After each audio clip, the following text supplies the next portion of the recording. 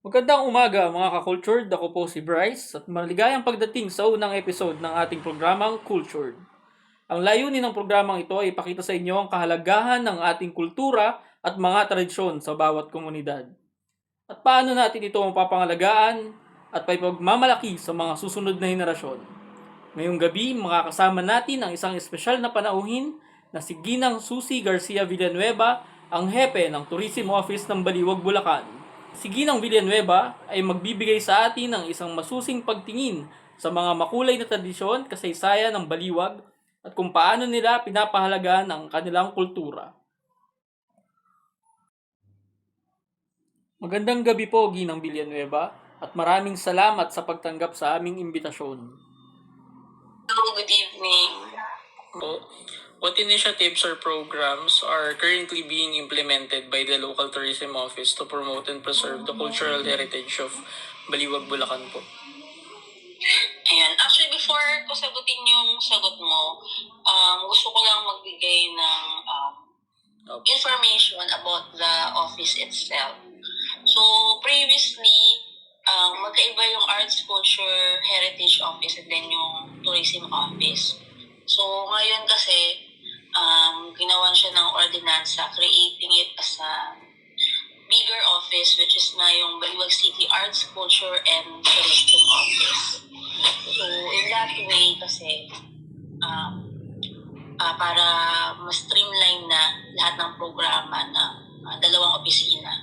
So, kasi before, syempre, since magkaiba silang opisina, nagkataon lang na ako yung humahawak pareho sa kanya. Yes. Kaya nagkakaroon ng collaborative programs yung dalawa. Pero, para kung sakali na in the future, diba, hindi na ako naging ayun nga. So, yung idea na maging streamline. So, yun. So, ang naging focus ng office din in terms of tourism is cultural tourism na nga. Yun din yung nasa tourism development plan. So, when we say cultural tourism kasi, kailangan balanse yung cultural preservation ng cultural heritage. So, hindi pwede na na-exploit yung cultural heritage just because of the tourism aspect. So, halos lahat ng programa, dahil streamline na nga yung dalawang opisina, geared towards the cultural preservation. And then, parang yun yung goal talaga is siguraduhin mo na, ensure mo na that the local heritage of the city ay napapreserve. And then, if it is properly preserved, saka pa lang siya, i-utilize for local tourism. So, parang ganun ang nangyayari. So, yung initiatives or programs, actually, masyado siyang malawak siya talaga kasi like for example, meron kami na iano ko na dun sa kasi naso ko na yung mga tanong mo. So one of the programs ay yung tuklas aral. So it's more of cultural education. So yung pag-localize na sa curriculum ng mga schools. And then we also have yung SALIN. SALIN. SALIN is the transference of knowledge. And then we also have yung regular conservation programs. So, and then we also have yung, so most of the programs talaga ay geared towards naman preservation of cultural heritage. Kasama rin pala dun yung cultural mapping. So, in order to to preserve something o yung cultural heritage, you also need to identify first kung ano ba yung meron yung locality or yung community. So, you need to identify and then monitor it regularly. So, para alam mo kung ano yung kalampatang action na gagawin. So, if it needs to be to undergo conservation or restoration or yung tipong tamang preservation lang or maintenance. So, yung mga ganun. So, cultural mapping, first and foremost, yun yung importante, first step. And then, once identified na namin kung ano yung mga cultural heritage and cultural properties na meron ang community, and then, saka namin ginagawa ng program. So, another programs pa in relation to that, when identified na, is lalagay din kami ng mga markers. So, sa ngayon kasi mostly yung mga may historical significance ang inuuna. Pero kasunod na noon, early next year, pati yung mga built heritage na, both the tangible, immovable cultural heritage ay lalagyan na rin ng mga markers. So yun, so that's yun yung after nang identify, paglalagay ng marker para ma-inform yung public of the significance of this structure no? Oo. So yun. So kasi kailangan din yung involvement ng community, yung awareness nila to also assist in the preservation ng cultural heritage. Actually, medyo marami kasi. Parang lahat naman kasi ng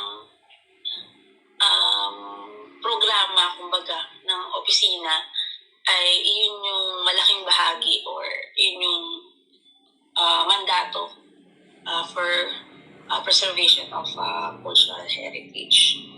Tapos yung tourism, kasi ang tourism is more on the parang economic sector So how going to utilize kung ano meron yung community to create income, di ba? So, maging tourist destination, yung mga ganun, mag-create ng jobs, etc. Last August, nagkaroon kami ng conference for schools, both public and private schools in Baliwag. So, encouraging them pa lang kasi nga wala pa namang batas, pero we're on the, may draft na kami para ma-ordinansa yun. So, para required na talaga. Pero as of the moment, encouraging lang yung mga schools, both public and private, na incorporate yung local history and culture ng Baliwag sa curriculum nila and lesson plans and pagtuturo sa eskwelahan. Ito po yung book na ginagawa natin, ma'am, no? Yes. Kasi yung base kasi doon sa conference, ang sabi kasi ng mga teachers, kaya naman daw nila, wala namang problema. Ang request lang nila, sila kasi mismo as a teacher, kulang daw sila sa resources. Kaya tayo gagawa ng book. So yung book na ginagawa natin ay resource materials para yun ang magamit nila sa pagtuturo. Kasi hindi rin naman sila lahat maalam sa local history and heritage ng Baliwag. So, para hindi na sila mahirapang mag-research. So yun, hence, yung book na ginagawa natin. So, ang target ng na yun, when we say localization, hindi lang to sa pagtuturo ng araling panlipunan sa Kamape. Usually kasi, di ba, doon ng naisisingit yung history or yung local art and culture ng lugar, diba? Kasi yun yung related na sa topic.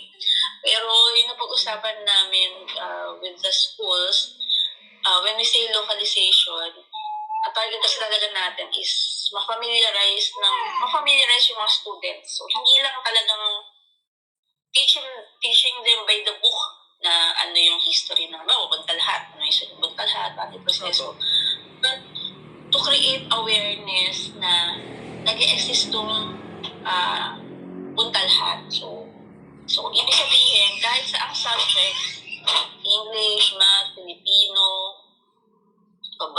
sa lahat ng subjects, i-incorporate nila yung mga local cultural icons na meron tayo. So, for example, yung Buntalhat, pwede na lang gamitin sa pagtuturo. Halimbawa sa math. So, ang gagawin nilang sample Bunta lahat po. dun sa bunta lahat, pagkuha ng circumference, diameter,